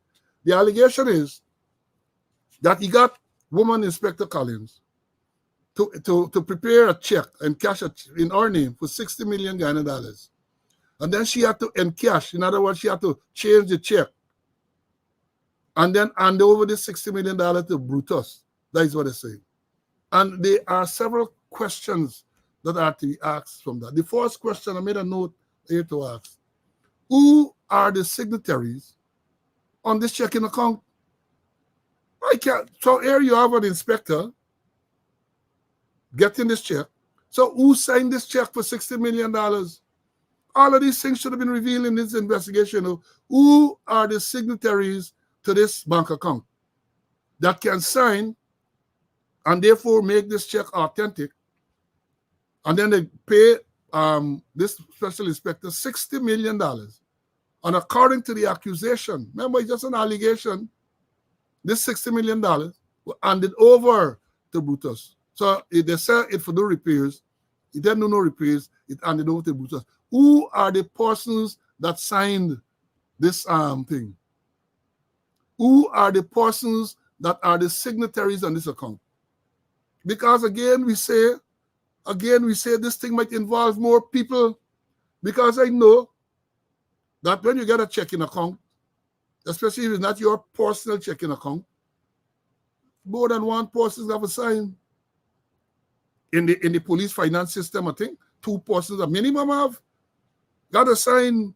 So who are the persons who signed this check for this $60 million? Now let me say this. Something similar happened, they say, with a check for 20 million. That is the police consumers we're talking about. Then they're accusing Brutus, similarly, 2 checks from the Police Central Welfare Fund, totaling $30,670,204. 2 checks. Same thing, paid to him. Again, the question is asked, who signed these checks? 2 checks on the Police Central Welfare Fund, totaling 13-point-something million. Who signed the checks? I would have thought that any proper investigation would have done all of that, would have gone in to find out who signed those checks, because that is critical to this investigation. Where are the vouchers? You got to get vouchers to support this thing. And I made the point last week, when it comes to the police consumers, you used to have weekly meetings, management meetings, where the senior commander of the force, some of the members were involved. Financial statements had to be presented weekly. So what happened? How come it's Brutus alone? What happened to the people them who signed this thing? What happened to the reports on this construction or repairs that were to be done? What happened? Mr. Conway, come in here before I go on to the money laundering thing. Tell me, 2 the checks from the police consumers, one was in the sum of 61 in the sum of 20, I think, and then 2 different checks from the Police Central Welfare Fund. Who are the signatories, Mr. Conway? Tell me. How can is it one person who signed? What happened there? Go ahead. Can't be a one person, At least 2 persons. and sometimes we have 3 persons. But then again, Paul, what about the board? Isn't it governed by a board that will approve, that say, hey, we gotta repair these buildings here, and we approve the sum of X amount or Y amount or Z amount? Isn't there a board that would approve, say, go ahead and give the approval for them to, as we said, to cut the check? And even the finance office also, there aren't persons there who has got to approve. Will the finance officer act alone? And then he's going to get collect a loan because on instructions of the whoever is the head of admin, because whoever is the head of admin could give him directives. But if you find that those directives are unconstitutional or illegal, he's not bound to. He's not bound to unless maybe he talk to other people and say, hey, look, make sure that the man get the money. Make sure that you sign the check. You know, there must be more than other persons. And then what happened to those persons? They just remain like that? Are they still operating in the same position? Position as finance office, position as inspector, the police consumers? Are they still there? You know, it is the DPP give a directive for persons to be charged. But what about those other persons there? What's going on with them? Are they still in the same position? Well, the thing is so, you know, irregular. And I must make the point, as you made the point, yes, that Brutus is innocent until proven guilty. We not say that he is guilty. There are allegations that he authorized or he directed persons to make out checks and to catch the checks and hand over the money to him. But what has happened to those persons? Are they still in the same position at the finance office and at the police consumers? Very good question. Are they still there? And again, it is baffling to me that based on what is revealed, we don't know all these details, but I can't see one body signing this thing. I can't see one person. Folks, before we go forward, you gotta share. See, for some reason, I don't know if people can knock off of Facebook or wherever, but I saw the numbers drop dramatically a short while ago. Share the live. We're not finished yet. We have at least another 15 minutes. So share the live. And let me remind you to make a donation to the Cash App or to Zelle to keep us going on this program. Now, the next part of this thing, I gave it a notification, say I want to talk about, is the money laundering aspect. And to explain to you what is my understanding of money laundering. Oh, somebody telling me, say, but I know something wrong because they got blackout. So a lot of people would have been thrown off of the program. I know something wrong because we were very high in the numbers, and suddenly there was a drop in the numbers. So I suspect that's something wrong. So people are saying here now, GPL gone with the current blackout. I suspect, I see it, and I say something got to be wrong. All right, for those of you here, those who are suffering from the power outage, maybe later on they will go on YouTube and watch the program. So I got to compliment those of you who are still able to watch the live. They got to go to, well, if you get blackout, you might, if you get data, you can't even go to YouTube if you don't have the data on your phone. So you might have to wait until you get back current. Now, let me talk some about money laundering as I've been part of the accusation. Now, what is money laundering? Money laundering is basically, very basically, is an attempt to launder, to clean up dirty money. You understand this? Money laundering. They say money laundering, you get dirty money. And how you get dirty money? From several sources. Bribes, kickbacks, proceeds of crime. You rob people.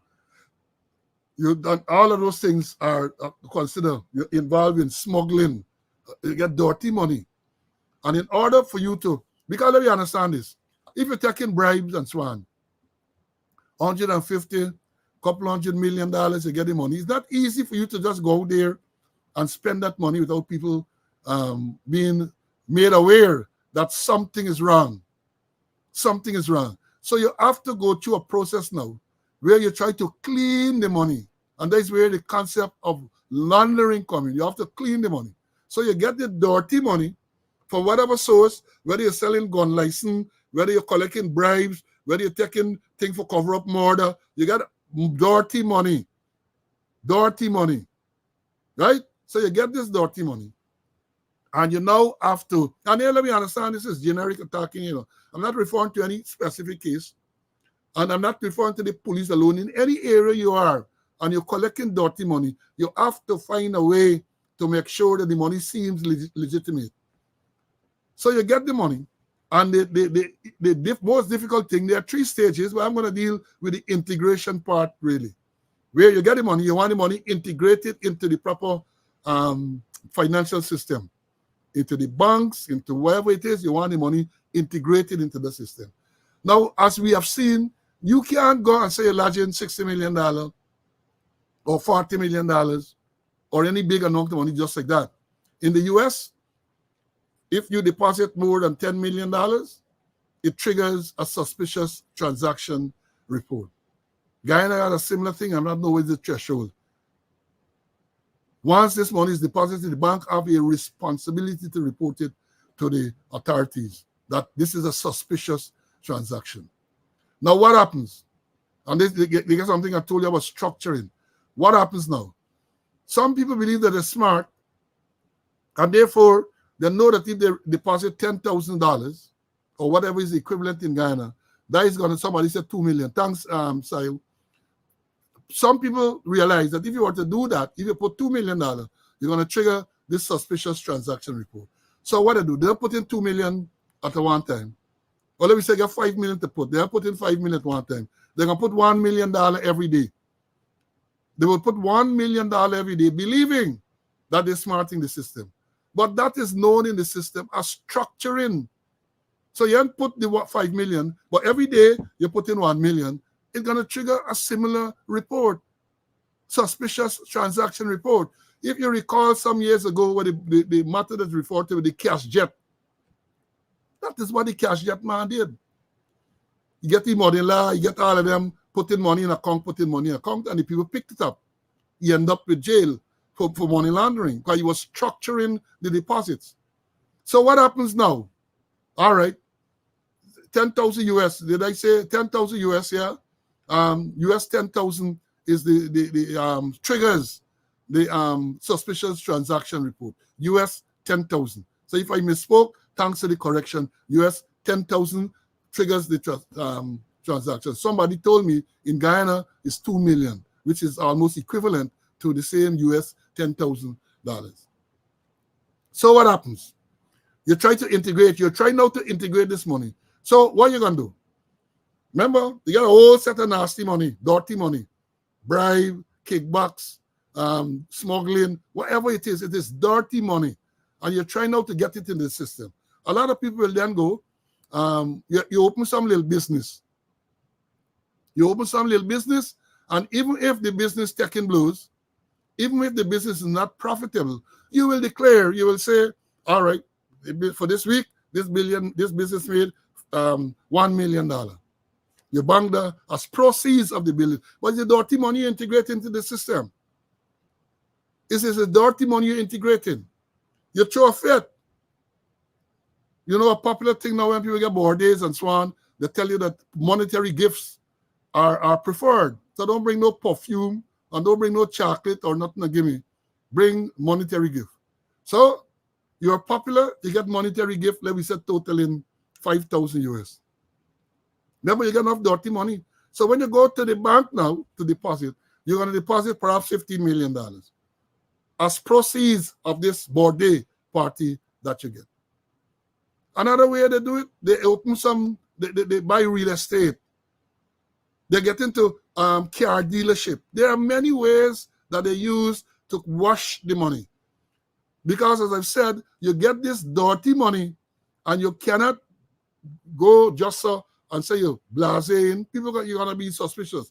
So you have to find a way to integrate the money into the financial system. And these are some of the methods that are used. And people will tell you, from the training I did on anti-money laundering training, and they will tell you that there are certain signs.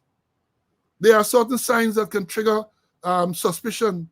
For example, this person got a business, and this person then let me say he's making a little raise. So perhaps every month they deposit a little $5,000 Guyana as proceeds of the sale. So there's a pattern.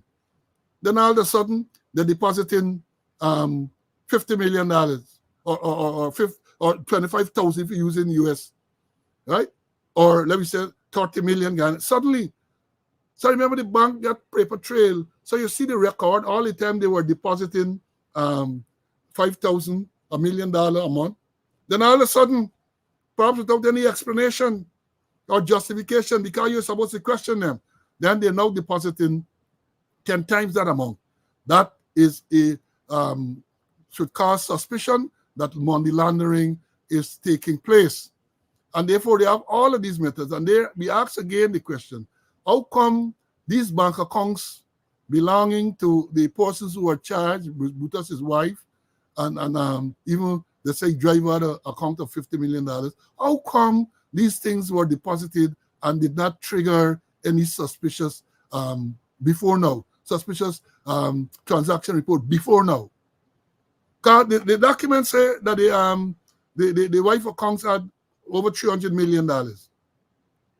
Over $300 million. They're claiming altogether they had over $500 million. And here it is, based on what is being said, all of this accumulated in just about a year, because the business, they say, established sometime last year. So they got to be one of the more profitable businesses in the country, perhaps in the whole of the Caribbean, right? So they established, but it's LLC or whatever business they established, they put in money into the business, and the authorities ought to have been made aware that something looked wrong. When you see a 4-year-old get 2 accounts of over $14 million inside, that ought to have triggered some type of suspicion and report. It was eventually reported, but we know when. But I'm saying that based on what is now revealed in court documents and so on, these things should have been triggered a long time ago. A long time ago, right? So that is a story. But Bank of Ghana check issue on the Ghana police force, but you got people in the force who are authorized to sign, right? So even if it is coming out from Bank of Ghana, people in the force, and I don't know that the money from the Central Welfare Fund, there's not a Bank of Ghana account. That got to be in some one of those commercial banks, not Bank of Ghana, Police Central Welfare Fund. I'm sure the name of the bank is in the charge. Let me bring in Mr. Conway to talk about this money laundering thing, and then we're gonna wind up. I gotta go out, so we're gonna wind up perhaps a little 5 minutes earlier. CC, this is a money laundering thing as I explained it just now. Do you want to add or alter, correct anything that I've said? Well, I can't alter or correct anything, I can add. And I had personal experience, I was working with a foreign company, and then I closed, and I had my termination benefit. They gave me a check, and I went to the bank to deposit the check. And it wasn't no 20 million or 16 million, or 60 million, less than that. And the bank refused to collect, to accept the check. But I preempted them because I got a letter from the company stating circumstances under which I got the money. So I pushed me out in my pocket and I give them the letter and they accepted the money. So I don't know how all them big transactions went on and the banks didn't pick up. Somebody had to be complicit. Somebody had to be compromised. And as you mentioned, Paul, is about money, illicit money, money obtained due to corrupt and other practices. And the attempt is to make it clean, as you mentioned, by engage in other activities to make it clean and show that is good money. What is illegal money obtained and an attempt is made to make it clean by using various methods, doing various things there. And I can't see how the banks didn't pick up. I can't see, that somebody there and say, hey, this thing is wrong, by this thing is suspicious, as the case may be, the second vice president talking and nonsense that the bank would accept your money and then make a report to the intelligence unit for them to investigate. I had my experience from upfront. They say, no, we can't accept this money. You gotta say how you get it. So you laid out the process and you were quite clear. Is that dirty money? The bottom line is dirty money they're trying to clean up by using various other methods. Yeah, that is it. And somebody is telling me here, the Police Central Welfare Fund is at the Republic Bank. The Republic Bank. So the whole thing is, again, it is evident that there's a breakdown in the system. The vice president came out to say, oh, the system worked. System and work. If the system has worked, this thing would have been revealed long before. If the system had worked, they would have seen the big conflict that they themselves were referring to, where the man in charge of admin, as a company, his wife as a company, and his wife is approving this company belonging to his wife as a supplier to the organization that he holds a senior position in. It is there. The system did not work. And they know. So all of a sudden, they start to talk about the irregularities in the procurement process. They talk about all kinds of things. And I believe it was in reference to those things that they knew. It came to their attention at some stage. And I did a post on social media to talk what I believe is conflict of interest. The man who sits there in charge of admin, as a company, his wife as a company, he has to approve things to be supplied through these companies. Then he got to approve the payment to the companies that he has direct and indirect interest in. I said that is clear conflict of interest. You don't got to go to no big type of school or thing to know that. It is clear conflict. It is conflict. And it reminds me of what the Chief Justice said on the 28th of June 2021, that she found Senior Superintendent Calvin Butters to be self-serving. The writing was on the wall, the signs were there, and they did nothing to stop it. So I say again, as I try to close, they created the monster. So when you wake up and it frightens you, it is you responsible for that. Big corruption in the thing, and we're going to deal on the next program about the recent some interaction they had and the private sector comments about the corruption and the need for laws, and we're going to talk about that at some other point. But we're not going to let up, we're not going to let up, because again, we are complimenting ourselves for keeping these matters on the forefront. Because when we started talking about the $16.5 million at the police credit union, it went unanswered for a long time. Long. Then say nothing, and we kept talking about it. Then all of a sudden they come where the acting commissioner said no money was lodged, no investigation ongoing. Butters said that at the time when he said so, he knew that an investigation, like accountable Butters, was ordered by the cabinet or somebody ordered them to send him on leave and to commence an investigation. And I am saying, and I will continue to say, that the statement from Ikin, the acting commissioner, the extended quarter, where he said that he accepted $8.5 million from a businessman to go towards Butters' wedding. He counted it. The vice president said that such an act is reprehensible. And I asked him, what are they going to do about it? This is a man who clearly admitted that he in his office, he misconducted himself. He took 8.5. Remember, if you read the statement, I don't have time to go it now. He said that he has this policy, stakeholder, something like that, and he decided that he's going to reach out to his friends and stakeholders, plural. But he claimed that one man gave him $8.5 million and it's cash, because he said he counted it. You can't count check. $8.5 million that he collected. Have they investigated that? Could this man have been trying to launder some money and things through the police? All of these things have to be looked at. But therefore, I say, before I bring Mr. Conway in for his closing remarks, I continue to say that this investigation, despite what they're saying, is not being properly done. Because if it was properly done, the investigation into the $46.5 million that Bootas deposited and claimed that money, the source of the money was wedding gift before, during, and after the wedding, and Christmas gifts and incentives, that would have been investigated properly too. That would have been investigated. So let me bring in Mr. Conway to give his closing, then I'm going to bow out and give you the closing remarks. CC, your closing remarks, please.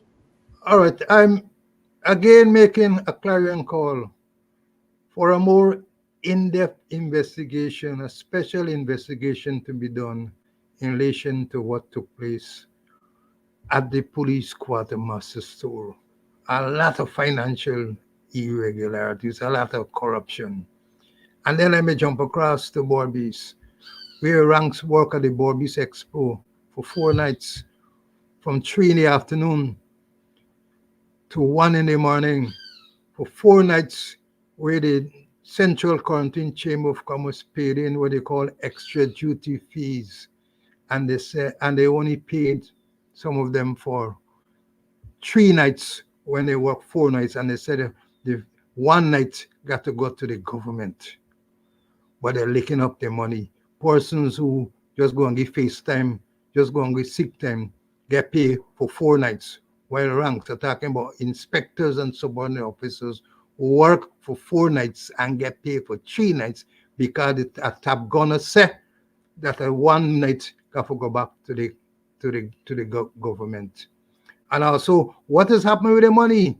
With the paid for the SCs who are working at the corporations and government ministries, where the corporation and government paying money for them to work, perform duties there, and the government also paying for their salary.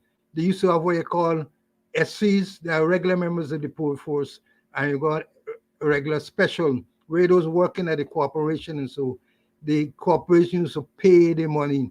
Now the government is paying the money for all them because all they have is SCs.